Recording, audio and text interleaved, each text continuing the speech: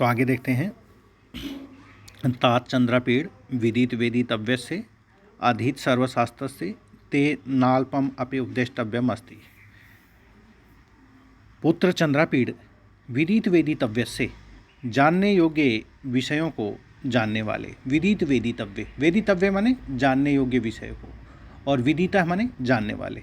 तो जानने योग्य विषयों को जानने वाले अधीत सर्वशास्त्र से, और सभी शास्त्रों को अधीत, अधीत माने पढ़ चुके, ते माने तुम्हारे लिए, न अल्पम अपि उपदेष्टव्यम अस्ति। अल्पम अपि थोड़ा सा भी, उपदेष्टव्यम माने उपदेश देने योग्य, न अस्ति माने नहीं है, तुम्हारे लिए थोड़ा सा भी उपदेश देने योग्य शेष नहीं है। यानी जानने योग्य विषयों को जानने वाले और सभी शास्त्रों को पढ़ चुके तुम्हारे लिए थोड़ा सा भी उपदेश देने योग्य शेष नहीं है। केवलम च निसर्गत एवाति गहनम तमो यौवन प्रभवम। और यौवन प्रभवम तमः, यौवन प्रभवम माने यौवनात् प्रभवम, यौवन से उत्पन्न, यौवन से उत्पन्न, तमः यानी अंधकार, निसर्गत अति गहनम, निसर्गत माने स्वाभाविक रूप से, अति गहनम माने बहुत अधिक गहरा होता है, और केवल यौवन से उत्पन्न होने वाला अंधकार स्वाभाविक रूप से अत्यधिक गहरा होता है। यानी युवावस्था में जो मनुष्य के सामने अंधकार सामने आता है वो बहुत अधिक गहरा होता है, उसमें कुछ भी दिखाई नहीं देता है। अपरिणामोपशमः दारुणः लक्ष्मीमदः है, और दारुणः लक्ष्मीमदः है, भयानक, दारुणः यानी भयानक, भयंकर, लक्ष्मीमदः, लक्ष्म्यः मदः यानी लक्ष्मी का, मद में यानी घमंड। तो भयानक जो लक्ष्मी का घमंड है वह अपरिणामोपशमः है, यानी वृद्धावस्था में भी शांत नहीं होता। न विद्यते परिणामे अपि उपशमः यस्यैषः, यानी परिणाम की अवस्था में भी जो शांत नहीं होता, अर्थात वृद्धावस्था में भी जो शांत नहीं होता, ऐसा लक्ष्मी का मद होता है। तो भयानक जो लक्ष्मी का जो घमंड होता है, लक्ष्मी का घमंड जो है वो बहुत भयानक है, और वह वृद्धावस्था में भी शांत नहीं होता। अप्रबोधा घोरा चय राज्य सुख सन्निपात निद्रा भवती। और राज्य रूपी सुख की जो सन्निपात यानी बेहोशी की, निद्रा माने नींद है, राज्य सुख रूपी जो सन्निपात की निद्रा है, यानी राज्य सुख रूपी जो बेहोशी की नींद है, वह अप्रबोधा घोराचय भवती। अप्रबोधा माने उसमें जागरण नहीं होता है, और घोराचय माने और बहुत अधिक गहरी होती है। तो राज्य सुख रूपी सन्निपात की जो निद्रा है वह बहुत गहरी, और उसमें कभी जागरण ही नहीं होता है, यानी मनुष्य उससे कभी जागता ही नहीं है। इत्येतः विस्तरेण अभिधीयसे, इस कारण से आपको विस्तरेण अभिधीयसे, विस्तरेण माने विस्तार पूर्वक, अभिधीयसे माने बताया जा रहा है। यही कारण है कि मैं आपको विस्तार पूर्वक ये सारी बातें बता रहा हूँ।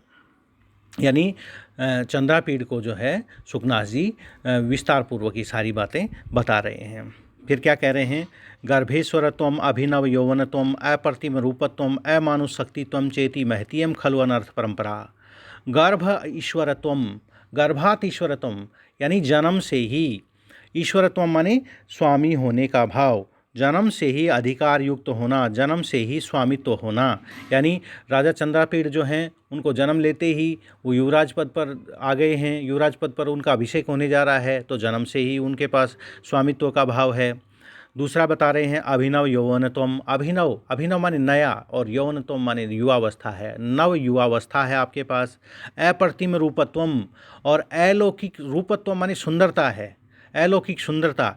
अमानुष शक्तित्वम, और अमानवीय शक्तियाँ। चय, चय यानी और, इति महतीयम खलु अनर्थ परंपरा, महती माने महान, खलु, खलु माने निश्चय ही, अनर्थ परंपरा माने अनिष्ट का कारण है। ये चारों चीज़ें जो हैं वो महान अनिष्ट का, अनर्थ का कारण हैं। कौन कौन सी चार चीज़ें? गर्भेश्वरत्वम यानी जन्म से ही स्वामित्व का भाव होना, अभिनव यौवनत्वम यानी नव यौवन, और अलौकिक सुंदरता तथा अमानवीय शक्तियाँ, ये निश्चित रूप से ही महान अनर्थ का या अनिष्ट का कारण होती हैं। यौवनारंभे च प्राय शास्त्र जल प्रक्षालन निर्मला अपि कालुष्यम उपयाति बुद्धि। यौवनारंभे च प्राय, और युवावस्था के प्रारंभ में, प्राय यौवनारंभे यानी यौवन से आरंभे, युवावस्था के आरंभ में, प्राय माने हमेशा, शास्त्र जल प्रक्षालन निर्मला अपि बुद्धि कालुषम उपयाति।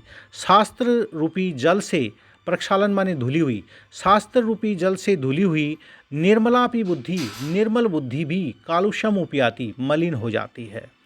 यौवन के प्रारंभ में प्राय शास्त्र रूपी जल से धुली हुई निर्मल बुद्धि भी मलिन हो जाती है।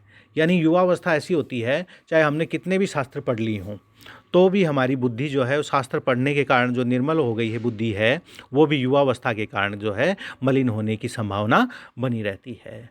नास्यति च पुरुषम अत्यासंगः विषयेषु, विषयेषु अत्यासंगः, विषयों में, सांसारिक भोग विलास की वस्तुओं में, अत्यासंग माने अत्यधिक आसक्ति, पुरुषम माने पुरुष को, नास्यति माने नष्ट कर देती है। और सांसारिक विषयों के प्रति अत्यधिक जो आसक्ति है वह पुरुष को नष्ट कर देती है। भवादृशा च भवन्ति भाजनानि उपदेशानाम।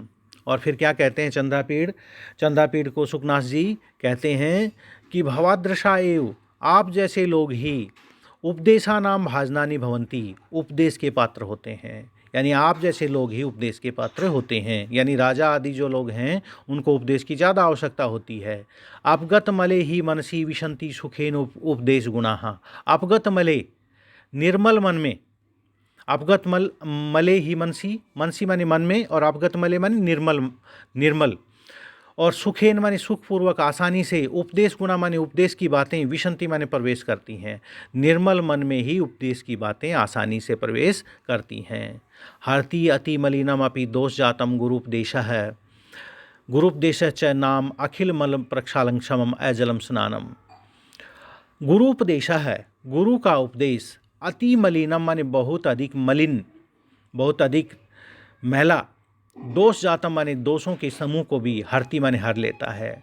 गुरु का जो उपदेश है वह अत्यधिक मलिन दोषों के समूह को भी हर लेता है। गुरुपदेश च, और गुरु का उपदेश, अखिल मल प्रक्षालनम क्षमम अजलम स्नानम, और गुरु का जो उपदेश है वह समस्त, अखिल माने समस्त, सारे, मल माने दोषों को, प्रक्षालन माने धोने में, क्षमम माने समर्थ, अजलम माने बिना जल का, स्नानम माने स्नान है। और गुरु का जो उपदेश है वह तो समस्त दोषों को धोने में समर्थ, बिना जल का स्नान है। यानी जल से स्नान करके तो हम शारीरिक जो मल है उसको दूर कर सकते हैं, लेकिन जो अंदर का जो मल है, अंदर की जो दोष हैं, अंदर की जो बुराइयां हैं, वो गुरु के उपदेश से ही दूर हो सकती हैं। और ऐसा जो उपदेश है वह बिना जल के स्नान के समान माना गया है।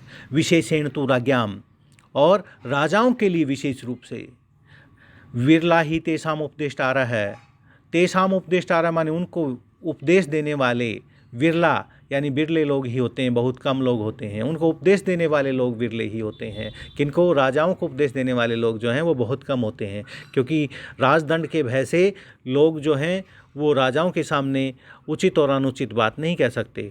तो इसलिए यहाँ पर कहा गया है कि राजाओं को उपदेश देने वाले जो लोग हैं वो विरले ही होते हैं। और यहाँ पर कह रहे हैं राजवचनम अनुगच्छन्ति जनो अनुगच्छति जनो भयात, जन है, जन माने लोग, भयात माने भय के कारण, राजवचनम अनुगच्छति यानी राजा के वचनों का पालन करते हैं। लोग भय के कारण राजा के वचनों का अक्षरशः पालन करते हैं। उपदिश्य मानव अपि ते न शृण्वन्ति, और ते माने वे राजा लोग, उपदिश्य मानव अपि उपदेश दिए जाते हुए भी, कोई उपदेश दे रहा है तो भी, न शृण्वन्ति उसको नहीं सुनते। राजा लोग जो हैं वो गर्व से इतने अंधे हो जाते हैं कि उनको कोई उपदेश देता है तो वो भी उसको भी नहीं सुनते हैं। अवधीर्यंत खेदयंती हितोपदेश दायिनो गुरून, और हितोपदेश दायिनो गुरून, हितकारी उपदेश देने वाले, हित उपदेश, दायिनो माने देने वाले, गुरून माने गुरुओं को,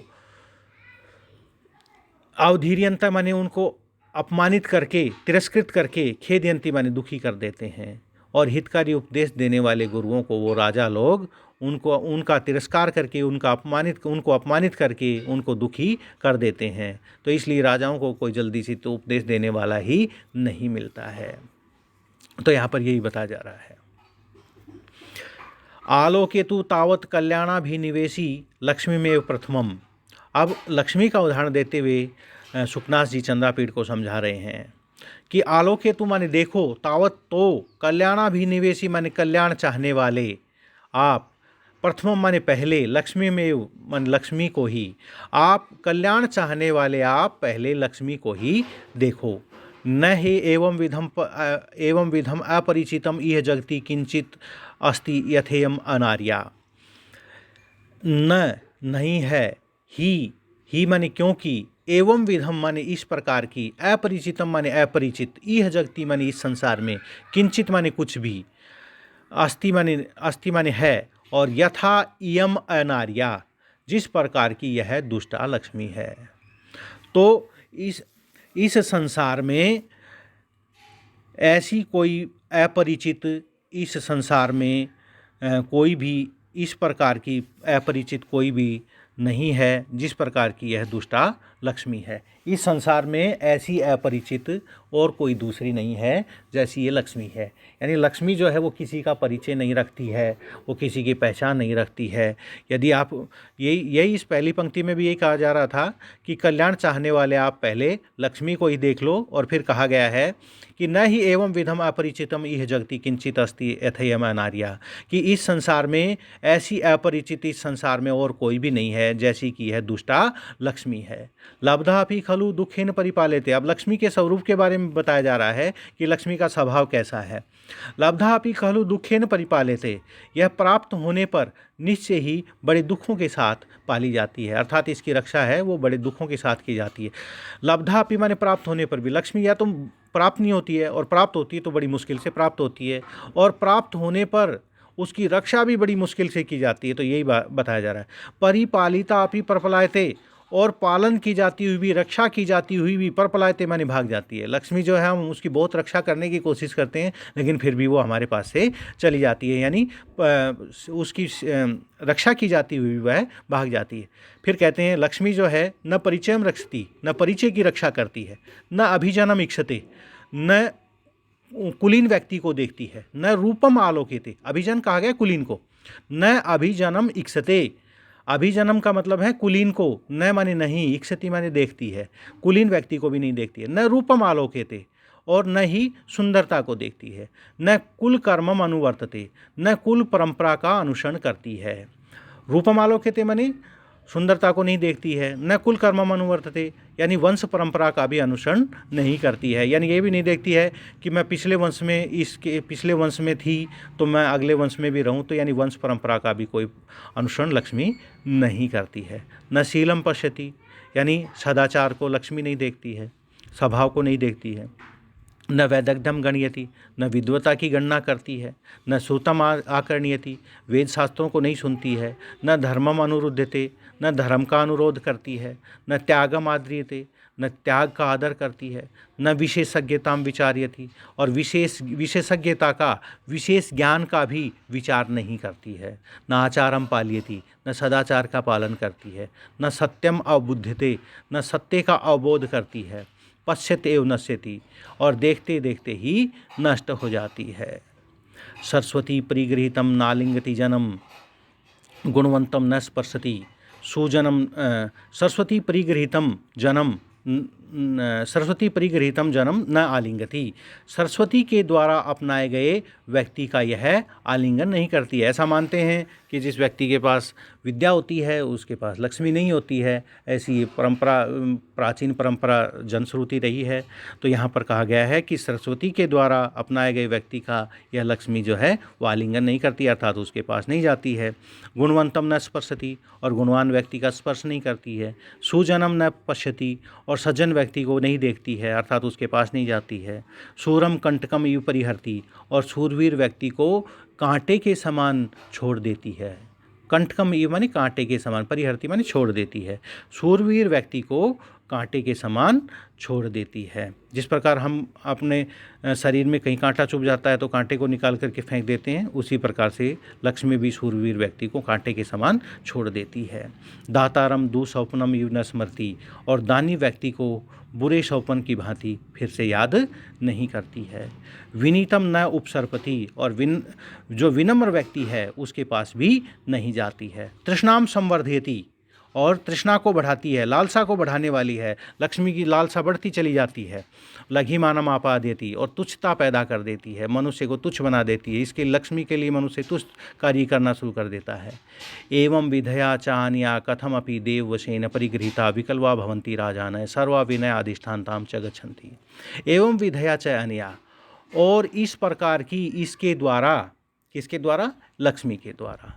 एवं विधया माने इस प्रकार की, अपि माने भी, च अनया और इसके द्वारा, कथम अपि माने किसी प्रकार से, देववशेन माने भाग्यवश, परिगृहीता माने अपनाए गए, राजान माने राजा लोग, विकल्वा भवंती माने व्याकुल बन जाते हैं। और इस प्रकार की इस लक्ष्मी के द्वारा किसी प्रकार से भाग्यवश अपनाए गए राजा लोग भी व्याकुल बने रहते हैं। यानी या तो लक्ष्मी किसी के पास आती नहीं है, और जिसके पास बड़ी मुश्किल से आती है, ऐसे जो राजा लोग हैं जिनके पास ये आती है, तो उनको भी ये व्याकुल बना देती है। वो भी बेचैन रहते हैं हमेशा लक्ष्मी को पा करके। और फिर क्या होता है? सर्वा अविनया अधिष्ठानताम च गच्छन्ति, और सब प्रकार की अविनम्रताओं के, यानी उदंडताओं के, सब प्रकार की अविनम्रताओं के निवास स्थान वे बन जाते हैं।